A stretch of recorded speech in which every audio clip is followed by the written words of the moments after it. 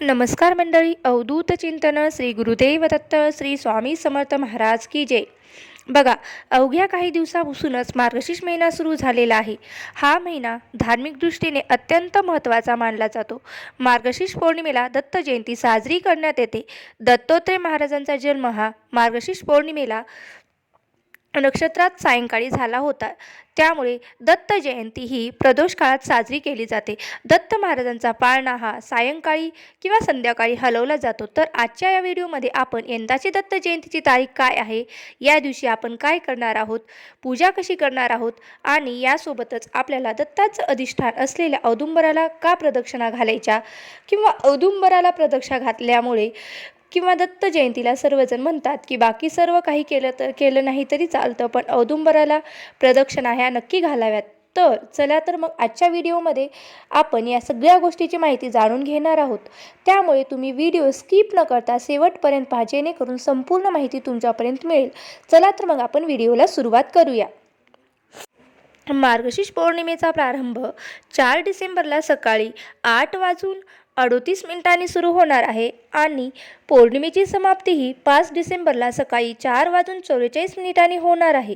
उदय तिथीनुसार मार्गशीर्ष पौर्णिमा ही 4 डिसेंबरला असल्यामुळे दत्त जयंती आपण गुरुवारी 4 डिसेंबरला साजरी करणार आहोत. या दिवशी सकाळी लवकर उठून अंघोळ झाल्यावर दत्तोत्रय महाराजांची मूर्ती किंवा फोटोची आपल्याला पूजा करायची आहे. पूजा करत असताना मूर्तीचा अभिषेक करू शकतो आणि त्यानंतर आपण अष्टगंध लावून महाराजांना हार आणि फुल अर्पण करा. धूप, दीप, अगरबत्ती आणि शुद्ध गाईच्या तुपाचा दिवा लावा आणि दत्त महाराजांचा नामजप करा. दत्त बाबनी गुरुचरित्र अध्याय 16वा, 18वा किंवा तुम्ही 9वाही अध्याय वाचू शकता. यासोबतच तुम्ही गुरु लीलामृत, स्वामी चरित्र किंवा स्वामी चरित्र सारामृत हे दत्त संप्रदायामधील ग्रंथ तुम्ही आवर्जून वाचू शकतात. यानंतर आरती करून प्रसाद वाटायचा आणि दत्त महाराजांना पुरणपोळीचा हा नैवेद्य दाखवायचा आहे. कोणतीही पिवळी मिठाई, फळ तुम्ही या दिवशी दत्त महाराजांना प्रसाद म्हणून ठेवू शकतात. आता भगवान विष्णूंनी नरसिंह अवतार धारण करून हिरण्यकशिपूचा वध उंबरठ्यावर बसून केला. त्यांच्याशी झालेल्या लढाईमध्ये नरसिंहाला जखमा झाल्या आणि नखांची विषबाधा झाली. त्यामुळे त्यांना नख उंबऱ्याच्या खोड्यामध्ये खुपसून विषबाधीचं शमन केलं. लक्ष्मीनं उंबऱ्याची फळे त्याला वाटून त्याचा लेप नरसिंहाच्या जखमांना लावल्या. त्या जखमांचा दाह थांबला. या झाडांचा संबंध हा शुक्रग्रहाशी आहे. कुंडलीमधील शुक्रग्रह बलवान होण्यासाठी उंबऱ्याच्या झाडाशी संबंधित काही उपाय हे आपल्याला खूप फायदेशीर ठरत असतात. असंही म्हटलं जातं की उंबराच्या झाडाला जर तुम्ही नियमित पाणी घातलं किंवा त्याच्या खाली जर दिवा ठेवला तर त्याच्या कुंडलीमधील जो शुक्रग्रह बलवान होत असतो. त्यासोबतच पैशाची संबंधित जी काही समस्या असतात त्या पण दूर होत असतात. वास्तविक शुक्र हा संपत्ती आणि ऐशोआरामाचा ग्रह मानला जातो असं म्हटलं जातं. तर ज्याच्या कुंडलीत शुक्र मजबूत स्थितीत असतो त्याला धन आणि ऐश्वर्य याची कधीही कमतरता नसते. पण ज्याच्या कुंडलीमध्ये शुक्र ग्रह कमकुवत असतो तिथे दारिद्र्य, आर्थिक समस्या आणि तंगी ही कायमच राहते. चला तर मग जाणून घेऊया उंबराच्या झाडाच्या संबंधित काही फायदेशीर उपाय. असे उपाय केल्याने आपल्याला श्रीमंत देखील बनता येतं, तसेच आपल्याला पैशाचीही काही कमतरता पडत नाही. तर चला तर मग जाणून घेऊ आपल्या व्हिडिओमध्ये काय जास्त गरजेचं आहे. तर बघा, उंबराच्या किंवा औदुंबराच्या झाडाला सुकलेल्या काड्या होम हवनामध्ये संविधा म्हणून अर्पण करत असतात. ओम शम शुक्राय नम या मंत्राचा जप करत उंबराच्या काड्या वापरून यज्ञ केला तर कुंडलीमधील शुक्रग्रह हा बलवान होण्यास मदत होत असते. आता तसेच दत्त कृपेसाठी या झाडाची पूजा केली जाते. शक्य असेल तर रोज नाही तर दर गुरुवारी औदुंबराला नक्की पाणी घाला, 11 प्रदक्षिणा घाला आणि या झाडाखाली बसून अवधूत चिंतन श्री गुरुदेव दत्त किंवा दिगंबरा दिगंबरा श्रीपाद वल्लभ दिगंबरा किंवा तुम्ही धन्य धन्य हो प्रदक्षिणा या सद्गुरुरायाची हा सुद्धा मंत्र तुम्ही जप करू शकता. तुमच्या घरामध्ये सुख शांती राहते. तुमच्या घरामध्ये प्रेम विवाह तर जर अडथळे येत असतील किंवा जमीन संपत्तीचे काही समस्या असतील तर तुम्ही त्याच्यापासून मुक्ती मिळू शकते. तर त्यासाठी देखील तुम्ही मार्गशीर्ष तथा कोणत्याही महिन्याच्या शुक्ल पक्षाच्या शुक्रवारी उंबराच्या झाडाला पाणी घाला आणि तिथली थोडीशी माती आणून आपल्या घरातल्या कुंडीमध्ये टाका. यासोबतच रोज सकाळी अर्धा तास तुम्ही जर औदुंबराच्या पारावरती चिंतन किंवा नामस्मरण केलं तर पारावरतीच म्हणजे किंवा औदुंबराच्या झाडाखाली बसून सुद्धा तुम्ही चिंतन नामस्मरण केलं तर महिनाभरामध्ये तुम्हाला मन स्वास्थ्य सुधारत असल्याचं लक्षात येतं. मात्र सातत्य महत्त्वाचं आहे आणि उंबराच्या झाडाच्या सहवासामध्ये आपल्याला प्राणवायू मिळतो. यासोबत दुपारच्या वेळी थंड सावलीसुद्धा मिळत असते. आता औदुंबर वृक्षाखाली साधना केल्याने विचलित मन शांत होऊन एकाग्रता वाढते. दत्त महाराजांचा आशीर्वाद प्राप्त होतो. औदुंबर वृक्षाच्या बुडाशी दत्त महाराजांचे निवासस्थान असल्यानं प्रदक्षिणा केल्याने त्यांचा आशीर्वाद तर आपल्याला मिळतच असतो, तसेच आपल्यावरचे काही बाहेरील बाधा किंवा हृदयविकार दूर होत असतात. यासोबतच ही प्रदक्षिणा कशी करायची ते देखील आपण जाणून घेणं गरजेचं आहे. औदुंबर वृक्षाच्या भोवती फिरून प्रदक्षिणा करावी. प्रदक्षिणा करताना कोणत्याही व्यक्तीला पाय लागू नये किंवा प्रदक्षिणा करत असताना देवाचं ध्यान करत राहावं, प्रार्थना करावी. दत्त महाराजांची भक्ती करत किंवा दत्त महाराजांच्या जन्माचा उत्सव हा दत्त जयंती म्हणून सुद्धा आपण साजरा करत असतो. त्या दिवशी देखील तुम्ही औदुंबराच्या झाडाला प्रदक्षिणा घालू शकता. यासोबतच दत्त महाराजांचे नामस्मरण करू शकतात आणि भक्तिभावानं प्रार्थनाही करू शकतात. अशा प्रकारे तुम्ही करू शकतात. बघा, त्यांच्या लीलाचं सुद्धा वर्णन तुम्ही करू देखता. दत्त भक्तांसाठी हे खूप गरजेचं आहे. आता औदुंबर वृक्ष दत्त महाराजांशी संबंधित असल्यानं त्याचं पूजन आणि प्रदक्षिणा या खूप शुभ मानल्या जातात. औदुंबराच्या या झाडाचे पूजन हे भक्तीने व मनोकामना पूर्ण करत असतात. एक दैवी वृक्ष म्हणून आपण औदुंबराच्या झाडाकडे पाहत असतो. नवग्रहामध्ये हा एक प्रमुख वृक्ष आहे आणि या झाडावरती शुक्र ग्रहाचं राज्य मानलं जातं आणि ते वृषभ आणि तूळ या राशींचे प्रतिनिधित्व करणारा वृक्ष आहे. त्यामुळे हा ग्रह नक्षत्रांचा अशुभ प्रभाव औदुंबराच्या प्रदक्षिणा दूर केल्यामुळे दूर होत असतो. म्हणजे ज्यांची तूळ आणि वृषभ राश आहे त्यांनी तर नक्की औदुंबराला प्रदक्षिणा घालाव्यात.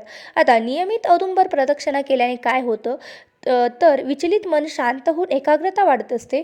औदुंबराखाली एका ब्राह्मणाला जर जेवू घातलं तर अनेक ब्राह्मणांना जेवू घातल्याचं फळ देखील आपल्याला मिळत असतं. यासोबतच या वृक्षाच्या बुडाशी साक्षात आपले दत्त महाराजांचा म्हणजे नरसिंह सरस्वती महाराजांचा देखील वास असतो. म्हणून आपण प्रदक्षिणा केल्याने दत्त महाराजांचे आशीर्वाद हे आपल्याला देखील प्राप्त होत असतात. बाहेरील बाधा, हृदयविकार यावरती सुद्धा मात होऊन औदुंबर प्रदक्षिणा ही खूप फलदायी आहे. औदुंबर हा एक कल्पवृक्ष आहे. त्यामुळे अडलेली आणि अशक्य कामही औदुंबर प्रदक्षिणेमुळे सिद्ध होत असतात.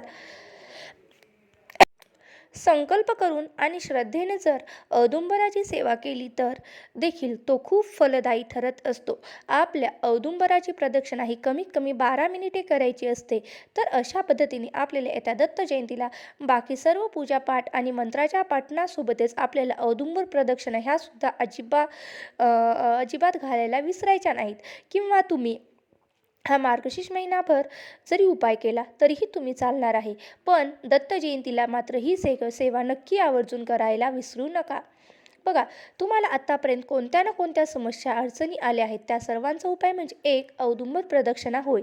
तर येत्या दत्त जयंतीला हा उपाय नक्की करा आणि तुम्हाला असा काही लाभ झाला असेल तर मला कमेंट बॉक्समध्ये सांगायला सुद्धा विसरू नका. आता दत्तगुरू हे अत्यंत दयाळू आणि प्रेमळ आणि मायाळू दैवत आहे. अगदी संततीची समस्या, ग्रहकलेश, वास्तुदोष, मनशांती, इतर कुठल्याही प्रकारचे जर दोष असू द्या किंवा पितृदोष असतील, मानसिक व्यथा असतील, या सगळ्या दत्त उपासनेत उत्तर आहे म्हणजे आहे. दत्त जयंतीला उपवास करावा, फळाहार घ्यावा किंवा सात्विक आहार घ्यावा, परंतु कांदा, लसूण आणि तामसिक पदार्थ मात्र खाऊ नयेत. दत्त मंदिरात जाऊन दत्तगुरू महाराजांचे दर्शन घ्यावे, औदुंबराची पूजा करावी, औदुंबराला जेवढ्या शक्य होतील तेवढ्या प्रदक्षिणा घालाव्यात.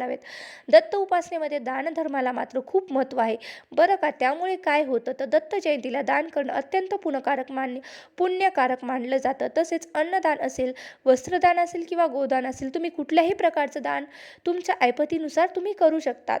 म्हणजे जशी तुमची ऐपत आहे त्याप्रमाणे तुम्ही अन्नदान करू शकतात. एखाद्या माणसाचं, 10 माणसाचं, कुठल्या पक्ष्यांना, कुठल्या सजीवाला तुम्ही अन्नदान करण्याचा प्रयत्न करा किंवा कुठल्याही तुम्ही वृद्धाश्रम किंवा लहान मुलाच्या अनाथाश्रमामध्ये सुद्धा तुम्ही देऊ शकतात. अन्नदानामुळे काय होतं तर घरातील दोष, ग्रहबाधा, आर्थिक संकटे सगळी कमी होतात असं म्हटलं जातं. बघा, आपल्याला औदुंबराच्या वृक्षाच्या सेवेबरोबरच एक अत्यंत छोटी पण आणि प्रभावी सेवा देखील करायची आहे की ज्यामुळे आपल्या समस्याही दूर होतील आणि आपल्याकडून उपासनाही होईल. हा एकदम साधा आणि सोपा उपाय आहे.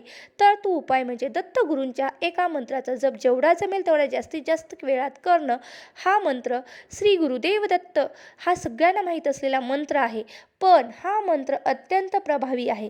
लहानपणापासून ते मोठ्यांपर्यंत सगळेजण या मंत्राचा जप करू शकतात. हा जप केल्यामुळे काय होतं तर आपल्या पितरांनाही मुक्ती मिळत असते आणि आपल्या आयुष्यातील जी काही समस्या असतात, जसे की तारक मंत्र काय करतं तर आपलं मन हे विचलित होऊ देत नाही.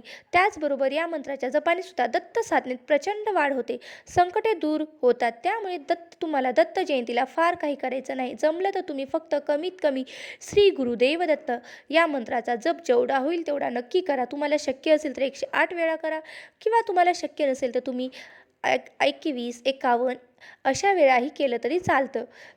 पण जेवढा शक्य असेल तेवढा तुम्ही जप करा. अगदी 1001 वेळा केलात तरीसुद्धा त्याचा लाभ तुम्हालाच होणार आहे. आता दत्त जयंतीच्या दिवशी जे दान करायचं आहे ते पिवळ्या वस्तूंचं नक्की करा. पिवळ्या वस्तूंचं दान करायचं आहे, त्यामुळे पिवळ्या धन्याची डाळ असेल किंवा पिवळ्या मुगाची डाळ असेल, केळी असतील, पिवळी मोहरी असेल किंवा पिवळे गंध, पिवळा भोपळा, पिवळे वस्त्र, पिवळे हळकुंड, पिवळ्या रंगाच्या जेवढ्या काही वस्तू आहेत त्या तुम्ही दत्त जयंतीला दान कराव्यात. आता दत्त जयंतीच्या दिवशी घरात कुठल्याही प्रकारचे वादविवाद, भांडण अजिबात करू नयेत. मगाशी म्हटलं तसं कुठल्याही प्रकारचा तामसिक आहार सेवन करू नयेत. त्याचबरोबर दत्त जयंतीच्या दिवशी घरातील वातावरण प्रसन्न ठेवण्याचा प्रयत्न करावा. दत्तगुरूंची कृपा झाली ना तर तुमचे कितीही ग्रह वाकडे तिकडे असू द्या किंवा खालीवर असू द्यात, कुठल्याही समस्या असू द्या, पण सगळ्या समस्या दूर होतात. सगळ्यात महत्त्वाचं म्हणजे कुंडलीमध्ये जर गुरु ग्रह बलवान असेल तर तुमच्या कुंडलीतील बाकी सगळे दोष दूर होतात असं म्हटलं आहे. आणि गुरु ग्रह असा बलवान ग्रह असतो, अर्थात दत्तगुरूंच्या उपासनेने म्हणून दत्त जयंतीचा लाभ आवश्यक प्रत्येकाने घ्यावा. मग तो जप करून असेल किंवा दत्तगुरूंच्या स्तोत्राचे पठण करून असेल किंवा दानधर्म करून असेल किंवा दत्तगुरूंची पूजा करून सुद्धा असेल, कुठलाही तुम्ही मार्ग निवडू शकता जो तुम्हाला सोयीचा असेल. पण तो दत्तगुरूंसाठी सेवा उपासना दत्त जयंतीला मात्र आवश्यक नक्की करा. आणि औदुंबराच्या झाडाला प्रदक्षिणा घालायला देखील आपल्याला विसरायचं नाही, कारण ही तिथी ही पौर्णिमा वर्षातून एकदाच येत असते आणि या सेवा आपल्याकडून वर्षातून एकदाच होत असतात. त्यामुळे न विसरता या दत्त जयंतीला तुम्ही मार्गशीर्ष महिन्यामध्ये जेवढं जमेल तितक्या वेळा आपल्याला या सेवा आवश्यक करायच्या आहेत. तर हा माहितीपूर्ण व्हिडिओ कसा वाटला, आणि जर माझा हा व्हिडिओ आवडला असेल तर नक्की लाईक करा, शेअर करा आणि कमेंट बॉक्समध्ये श्री गुरुदेव दत्त आणि श्री स्वामी समर्थ लिहायला विसरू नका. आणि जर माझ्या चॅनलवरती नवीन असाल तर सबस्क्राईब करायला मात्र विसरू नका. आणि व्हिडिओ शेवटपर्यंत पाहिल्याबद्दल अगदी तुमचे मनापासून खूप खूप आभारी आहे. धन्यवाद. श्री स्वामी समर्थ. जय जय स्वामी समर्थ. अवधूत चिंतन. श्री गुरुदेव दत्त. श्री स्वामी समर्थ महाराज की जय.